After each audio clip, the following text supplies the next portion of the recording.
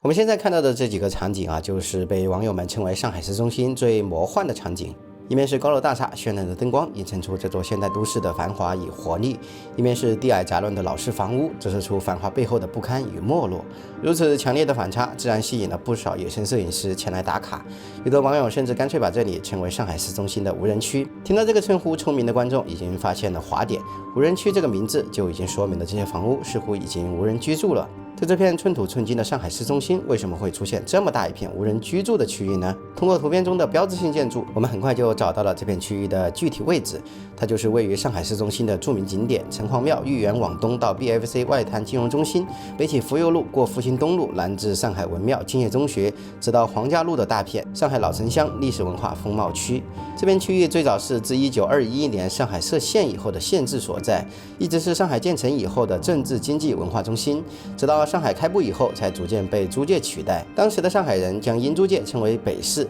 这片老城区则被称为南市。1910年受租界的扩张影响，当时的人们开始拆除原上海县的城墙，填掉一些小的河浜，改成马路，沿路新建了许多商铺开始经营，使得整个豫园地区又重新获得了繁荣。直到1937年的南市大轰炸之前，这片区域都是上海的商业和市政发展的顶峰。解放初期，政府将城隍庙一带的商店进行公私合营，组建了豫园商场。到80年代末、90年代初，又进行了股份制改革，合并了豫园旅游服务公司以及16家餐饮公司，在上交所挂牌交易，成为上交所最早的8只股票之一。这一时期，豫园地区迎来了大规模改造，城隍庙前的方帮中路被命名为了上海老街，并在东段的弄口建起了一座西式的跨街迎宾牌楼，西段弄口则建起了一座粉墙黛瓦、飞檐翘角的仿明清建筑的仿古牌楼。就说当时光上海老街两旁就分布着200多家商铺，繁华的商业再加上鲜活的老城乡生活场景，吸引了不少的游人前来消费和观光。到上个世纪末，以豫园为核心的上海老城乡地区就几乎成为了每个到上海的人必来的打卡之地，以至于坊间还流传着到上海不到城隍庙就等于没去过上海。那一时期，豫园地区的每年人流量就达到了3500万之多。在许多80、90后上海人的记忆当中，逢年过节或者婚丧嫁娶，父母都要专程来到上海老街选购商品。那个时候，豫园地区几乎是上海最热闹的地方。在这里，白香城隍庙、吃小吃、淘旧书、照相、喝茶、逛花鸟鱼虫市场，成为了不少上海人至今还回味的热闹记忆。而到如今，豫园城隍庙这2个景点热闹依旧，它面前的上海老街，乃至一墙之隔的上海南市老城乡，作为上海的城市之根、文化之源，却变成了一片无人区，不得不令人唏嘘。根据我们在现场的观察以及事后查到的资料，这片区域的大多数弄堂和民房多建于上个世纪的30到40年代。大多采用砖木混合结构，经过80到90年的使用和侵蚀，许多房屋都已经变得十分的破败，有的地方倾斜严重，看起来随时都有坍塌的风险。但为了美观，沿街的房屋都被刷上了新漆。除此之外，这种老城乡往往电网密布，加上木质结构，极易引发火灾。10来平米的地方蜗居着3、4代人都不稀奇。房屋内多户人家在公共走道内搭灶烧菜煮饭，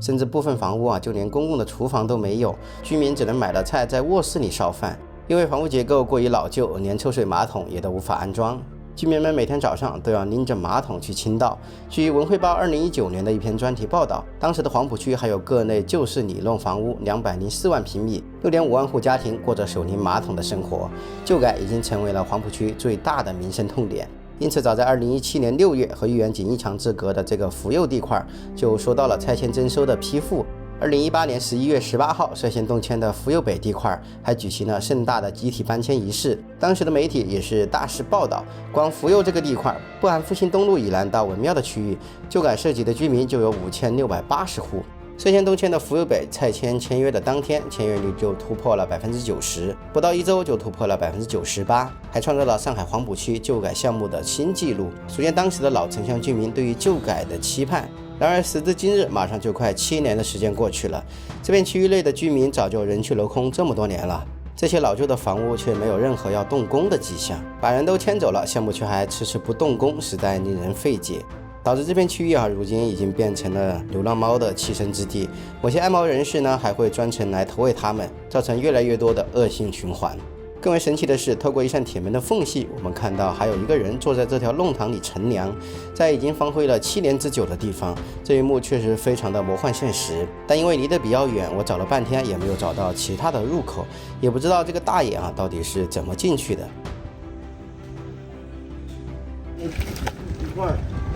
这一户里面好像还住的有人呢，周围都没住人了。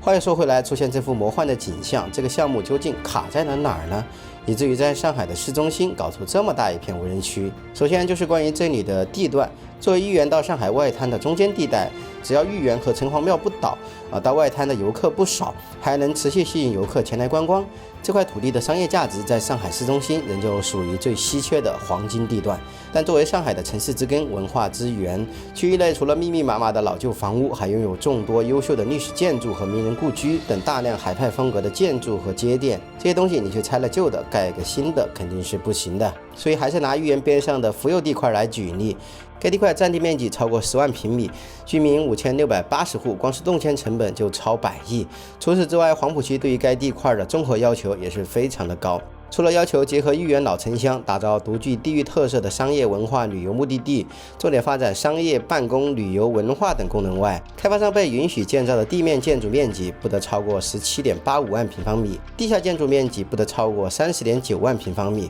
书院范围内保护更新的建筑总规模不小于12万平方米，超过了地上总建筑面积的70%。具体细分到商业建筑面积不得超过3.87万平方米，办公建筑面积不超过9万平方米，住宅建筑面积不超过4.99万平方米，只占地面总建筑面积的27.7%，还不足30%。较大的商业和办公建筑比例，意味着开发商不仅在这个项目上没办法盖住宅赚快钱，还需要占用大量的长期资金。此外，拿地意向人还被要求在签订用地出让合同至项目规划资源综合验收通过期间，对黄浦区的综合税收贡献不得少于120亿。在项目综合验收通过5年内，意向人及其关联公司或项目入驻企业对于黄浦区的综合税收贡献不少于144亿。也就是除了地价，黄浦区还要求通过这个地块锁定未来至少264亿元的税收，完全就是搁着这一块地薅了。在如此严苛的拿地要求之下，最终这块被称为上海市中心史诗级开发难度的地块，还是在2022年9月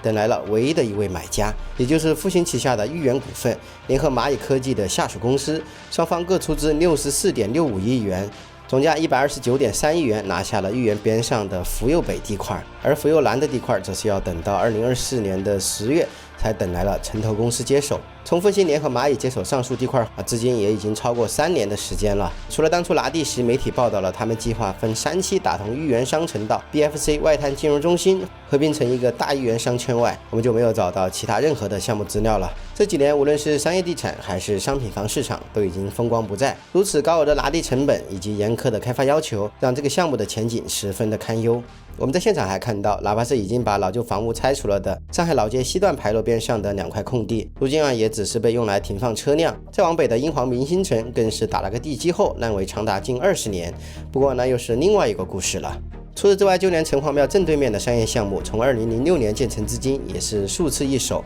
历经多次改名，方会近10年，才在今年2月迎来了他的第4任主人。如今这个项目已经更名为城隍庙广场，并开始改造。据香港媒体整理的数据，2024全年上海核心商圈的零售商业首层平均租金同比下降了5.2%，非核心商圈首层租金同比下降了7.5%。此外，今年的上海零售商业市场更是将迎来超过117万平米的新增供应，租金下降，供应增加，叠加人口减少，未来的竞争将更加残酷。就是在这样的市场环境下，我们看到豫园股份自从拿下这个地块后，每年的利润都是大幅下跌。他们规划图中的所谓大豫园项目2期，也只有南侧一块才刚刚开始动工。而我们本期视频探讨的上海无人区，也就是他们规划图中的大豫园项目3期，后年马月才能动工，就不得而知了。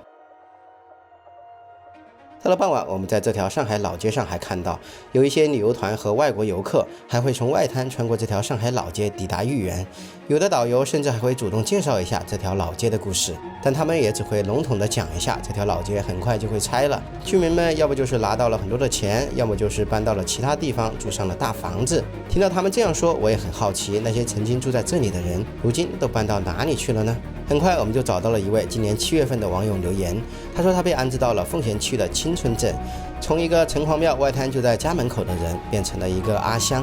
作为一个外地人，我们总是天真的以为，只要出生在一座城市的核心区域，哪怕什么都不干，也能少奋斗几十年。但作为一个出生在核心区域的人，当他们被安排到一个陌生的郊区，从小的社会邻里关系被打乱，是否也意味着他们个人的竞争失败，阶层滑落，从而让出城市的核心区域给那些更有能力的人呢？从这个角度来讲，现代都市或许是开放包容的，但它同时又是功利的。它只奖励那些更有野心和能力的人。你可以在这个屋檐下居住过、生活过，在那个大门里学习过、工作过，甚至大半生都在这片土地上度过。但当有一天你不再被需要，就不得不离开。这种离开或许还被冠以追求更加美好的生活。当我们对这片土地和聚落不曾付出任何情感，或许不会有任何失落。但当你曾真心热爱过这片土地上的一切，又被迫离开的那一天，或许又将是另一番滋味。当流动已经成为现代人的普遍生活方式，土地和房子也只不过是现代都市的大宗商品。筑巢而居就不只是游牧民族的处境，也是身处钢铁丛林中的我们每一个人的命运。失去故土就变成了现代人逃不开的宿命。所谓乡愁，是否会变成离开故土的我们追忆往昔的一声叹息呢？保护老城乡和这里面的古建筑是否还具有价值？坦率地讲，大部分人居住的老旧房屋是没有任何保护意义的。随着你的离开，你和这片土地以及围绕这块土地而展开的人际纽带就此斩断。哪怕咱们回头再回到这些还未被拆除的弄堂街区，当人际关系被斩断，身边的一切也都改变了。人们对于老城古建、历史聚落的情结，从来都不只是怀念那些斑驳的老旧建筑，还有那里的人和他们的情感纽带。当老城古建失去居住在这片土地上的居民，所谓的历史风貌区开发，哪怕保留再多优秀的历史建筑，最终也只是适应新的商业世界，从而变成千篇一律的古城商业街。假如不往新的商业世界靠拢，或许那只会被人遗忘得更快。从商业社会的角度出发，这片无人区的出现，反而只是更加符合了当前社会的商业逻辑。开发商把它晾在这里，无非就是当前的市场环境，开发并不划算，还不如把它放在这里，等上个几年，等房价回暖，等人们更有消费的信心，或许那时候他们就会动工拆除这片无人区了。好了，本期视频就到这里了。因为我是全职自媒体，你的点赞支持对我来说非常重要。我们下期视频再见，拜拜。